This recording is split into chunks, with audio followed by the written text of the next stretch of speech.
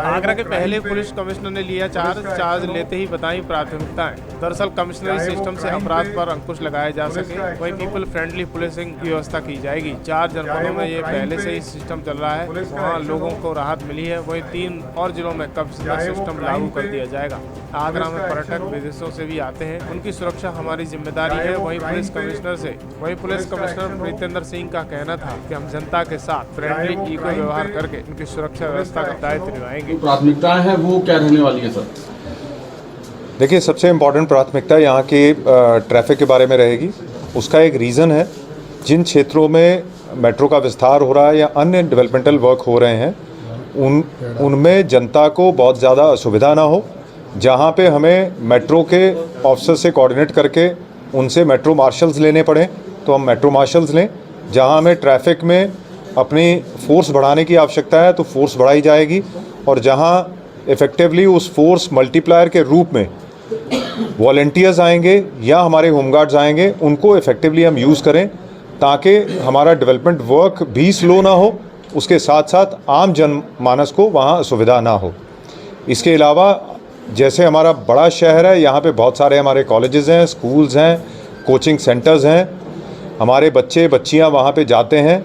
इस तरह का अपराध उनके साथ किसी भी तरह का कोई छोटा भी अपराध ना हो, उसको इफ़ेक्टिवली करने के लिए उन क्षेत्रों में इफ़ेक्टिव हमारी 112 की मूवमेंट हो और हमारे जो बीट प्रणाली है उसको उन क्षेत्रों में इफ़ेक्टिवली किया जा सके।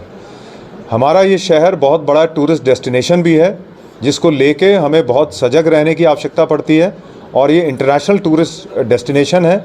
बहुत सारे हमारे होटल्स हैं जहाँ पे उनकी हालांकि प्राइवेट सिक्योरिटी उनकी सिक्योरिटी देखती है, लेकिन उनके आसपास हमारे मॉन्यूमेंट्स के आसपास जो सिक्योरिटी का दायित्व है और उन टूरिस्ट का, और जो लोग चाहे हमारे विभिन्न स्टेट से आ रहे हैं या आसपास के कंट्री से आ रहे हैं, उनकी सुरक्षा इंश्योर करना हमारी टूरिस्ट पुलिस और उसके साथ साथ जो हमारी ताज सुरक्षा है उसकी पुलिस और सिविल पुलिस का सबका दायित्व है, और ये हम मिलके इंश्योर करेंगे।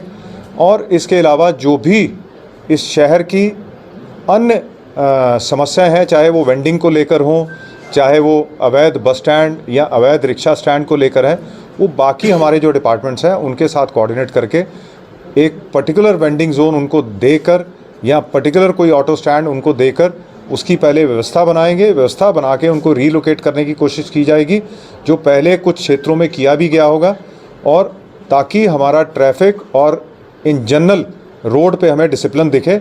ये प्राथमिकताएं हमारी रहेंगी। और जहाँ तक आपने खनन या अन्य तरह के अपराधों के बारे में बात की है, तो कमिश्नरेट प्रणाली आने के बाद जो भी इफ़ेक्टिवली अपराध के खिलाफ यहाँ पे कार्रवाई ऑलरेडी हमारे ऑफिसर्स कर रहे थे, उसको और प्रभावी ढंग से करने का हमारा प्रयास होगा, और हमें पूर्ण विश्वास है कि उसमें हम पूर्णतः सफल भी होंगे।